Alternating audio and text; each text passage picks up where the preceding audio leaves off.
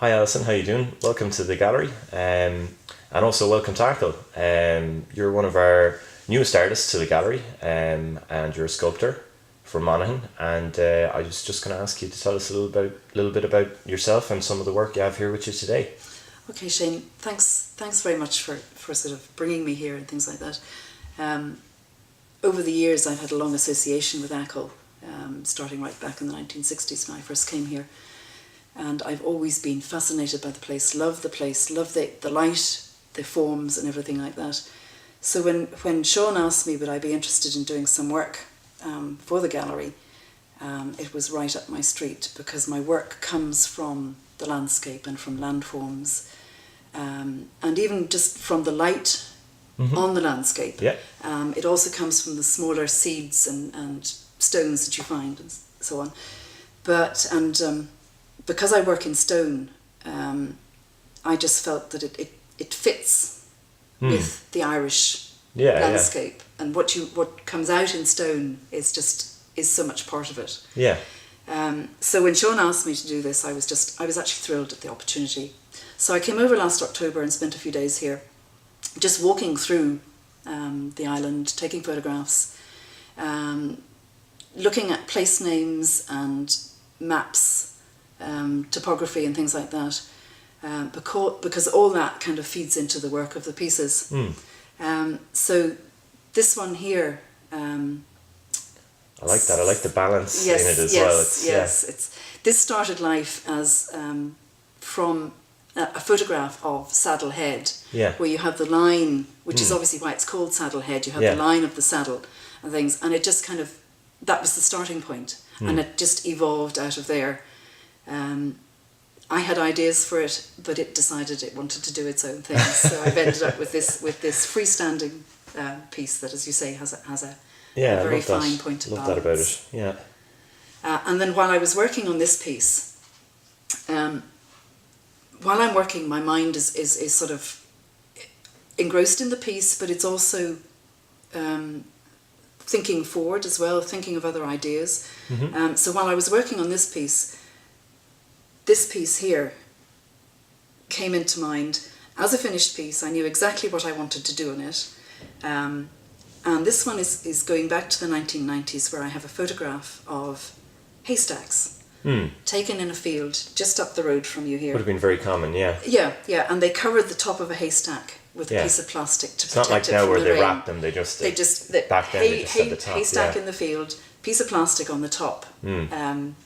Just to cover it, protect it from the rain. So that one I knew exactly what I was doing in, and what I wanted to do. Now obviously, I mean, because the stone, when you polish it, goes black, I've ended up with a black top rather than a white top. Another aspect of my work that's very important is the fact that it's tactile. Yeah. Immediately when I seen them, I wanted to touch them. People want to touch, and it's important that people do touch, because for me, when I'm working the pieces, I'm creating them through touch, through the sense of my hands. So I think that if people that's how you interact with it. Yeah, of course. Because it's not just visual. If people can't sort of connect with a piece through touch. They're losing something. Yeah, it's just a whole other aspect of it. They're not going to be able to interact with. And the other thing I do is with different tool marks, with different tools, I end up with different tool marks on the stone, and those tool marks give a different shade of grey. So I'm working with tonal ranges of course. within the stone, which gives another visual interest. Could you tell me a little bit about how you work the stone? I work with, initially I would go into a piece of stone with a small angle grinder. After that I go into hammer and chisel, literally hand tools, hammer and chisel, a hammer and a punch, and for these areas I'm just working through the grits of sandpaper. Okay. Down to the final surface, the polished surface on them. Your third piece there is quite a good example of all three being utilised, I suppose. Yes, there's 1, 2, 3, 4 different tool marks on this one. So really I've kind of sort of painted on the stone in a sense with using the different tool marks to give added visual interest to the piece, and to also give the tactile touch exploration for somebody. This piece is this piece started life as over at Achill Bay. There's a rock there called Queen of the West. Queen of That's the what West. I call it anyway. Right, okay, yeah, that's there's it. probably a more Queen of the traditional West, name and on I it. think everybody probably knows it because you come round the Atlantic Drive Yeah. and it's the first thing you see when you come into that bay. So that's where it started life as. But then again, it took its own way, and I had a curve here that I liked. I just wanted to keep. So it's now Keep exploring. become a wave, the curve of a wave, just starting to curl in.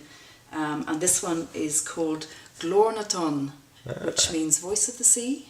Very nice. I like it. So I initially, first off, I wanted to say yes, it's a wave. That's what I see, but thought it might be a bit biased. So better wait and learn a bit more. Well, but, I think for Achill, yes, it's obviously it's a mix. Yeah, Achill is Achill is just so much. The sea is so much to Achill. Yeah. That it's and the stone as well. Obviously, it's how it's formed. So, yeah, exactly. Could you tell us a little bit about the stone you're using? The stone actually is Kilkenny limestone. Irish stone, comes from Kilkenny, quarried in Kilkenny. For me, it's my favourite stone for working with because there's the history of the stone and the fact that there's fossils in it and things. And for me, with working with stone, you're revealing surfaces that have never been seen before, which is part of the excitement. And you actually never know what you're going to find when you actually finish a piece of stone and polish the surface. There'll be little bits of fossils in the polished areas on it. Again, Kilkenny limestone, it's also known as black limestone, and because when it polishes, it darkens, it goes black. And it, again, because of the grey stone, the tool mark leaves the white marks. So again, you're playing with using the different tools to get the different marks on the stone. And I'm sure people would be very interested to know how you got to this point with your artwork to working with stone in this way, this manner. Yeah. So you're obviously you're quite skilled at it. Thanks. I went back to college as a mature student in Belfast and did a degree in fine art. And it was in wanting to actually go back and paint. But I was finding that the more I worked with colour, the more difficult it was becoming. I just couldn't. I just was stuck. A lot of people get into sculpture through paint as well. Actually, I just couldn't do it. And in the first year, Eileen McDonough from Kildare, who's a sculptor, came up and did a workshop with us, a 3-day workshop with us. She brought her stone carving tools and a truckload of bits of Kilkenny limestone and just let us at it. And within half an hour, I was hooked.